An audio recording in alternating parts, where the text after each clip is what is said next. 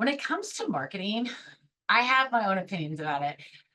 There are so many opinions from so many people that are like, "Hey, you should get on all the platforms, as many as you possibly can, and then kill yourself trying to create content and post to all of them and engage on all of them and just do all of the things." Let's just be honest, there's dozens and dozens of social media platforms.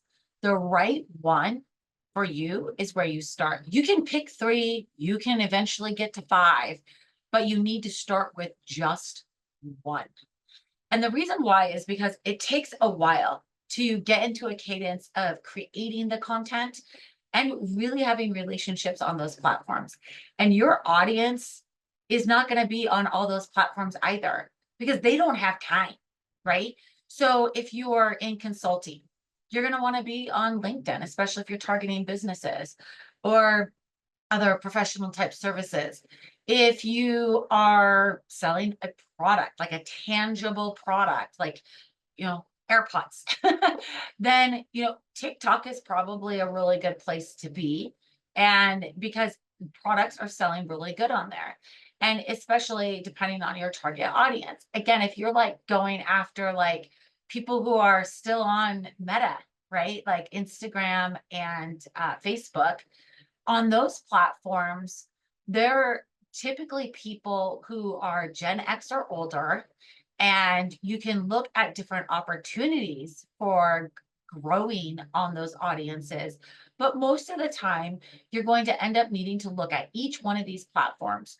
Who's using them? How many people are using them? What's growing? What's shrinking? What are the rules? Because that was one that made me all ticked off at Meta is back in the day when I had my herbal company, I kept getting blocked on all of their content. And I was like, what the heck? This is ridiculous.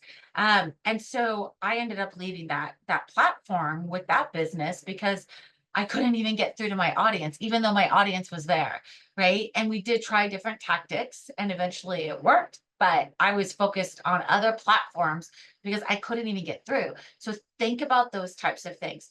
But let's also that's just social media, right? Let's also not discount the other types of marketing, right? You have affiliate and influencers, you have collaborating, you have press releases, you have interviews that can be on podcasts or YouTube's or Patreon or mainstream media. There's so many platforms that you can get on to market. Again, you just figure out where your audience is, what it is the messaging needs to be, and what is the cost of it, right? Time and money, time and money. Now, I create a lot of marketing and I am a huge network marketer.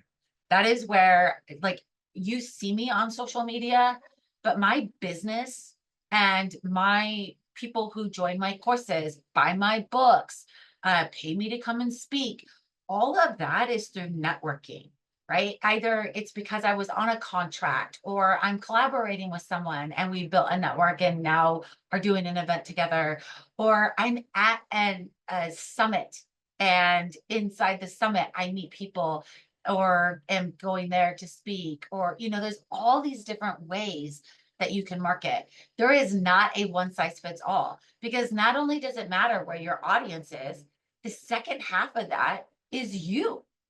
What do you want to do? Right? I am not the person, and I've done it. It's not that I'm not that person, but it wasn't my favorite. Where every day of the week I was out networking. I was in some type of Rotary Club, a city council, like whatever, right? I was always in these other pockets and groups, and it was exhausting.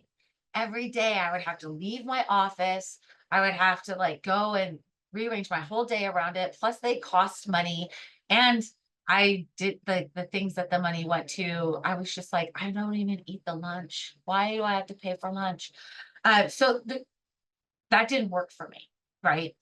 But when you're looking at these channels, you also have to figure out which aligns with you.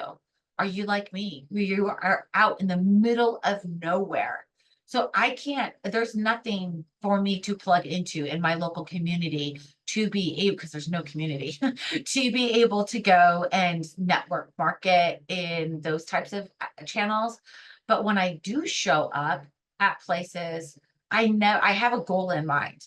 I'm leaving with this many connections, this many leads. I'm going for these types of things. This is why I'm going here, right? Even if I'm getting paid to speak somewhere, I want to connect with those other speakers. Maybe I want them on my podcast. Maybe we go have dinner together and I learn more things that can help both of us grow that I didn't know, right? That's why I like networking, because I like that authentic connection. But I also like doing videos, and maybe you're not a video person, which that's something we cover and Ready to Launch in depth. But the reality is maybe you're not a video person, maybe you're a blog person, and it's much easier for you to write. That's great. That builds SEO, that builds content. Maybe you're artistic and it's about showing how things are done. And you can do that through pictures, you can do it through writing, you can do it through video. We have so many opportunities now. You can even do a podcast without it being video and just audio, right? You can write books, and that can be the way you get your business, which is a huge input for me. So look at these options. There is not a one size fits all. You need to look at the whole spectrum of what you're willing to do, where your current comfort level is. It'll evolve. So you might decide not to write books now, but you're like, I kind of like that idea. I'll do it later. I just need to launch now. So, put that on the back burner and evolve into it. And then look at all the different channel options you have and what that looks like. Because in Ready to Launch, that's one of the things we go through. And instead of telling you, do this exactly how I tell you, my do this exactly how I tell you is create these frameworks and structures and strategies that are effective and work, so that you can pick your own platforms, pick your own social media, pick your marketing, pick your employees, your structure, your finances, all those things. I show you how those structures are designed, and then I introduce you to different options that you can use. And that's the point of Ready to Launch, is not telling you how and you must do it this way. It's understand this construct of how businesses are built, and let's find how best you fit in there based off of what your desires and who you are is. So there's not a one size fits all for marketing. And I strongly believe it, because I tried for like 4 years to follow other people's marketing suggestions, and one worked. And it was the one that I enjoyed, right? And it was the one that aligned with my audience and me. And that's really what happens when you start creating those authentic relationships, especially in today's technological advancements. AI is so rapid. It's getting harder and harder to tell, even if this video is real, right? You used to be able to look at their bug eyes. I don't even know if I can do it. They would always have these really big eyes, right? And they would have like these weird idiosyncrasies of their facial expressions, or something like that, or they would say something funny with a straight face, right? You would be like, oh, that's AI. You can't tell now.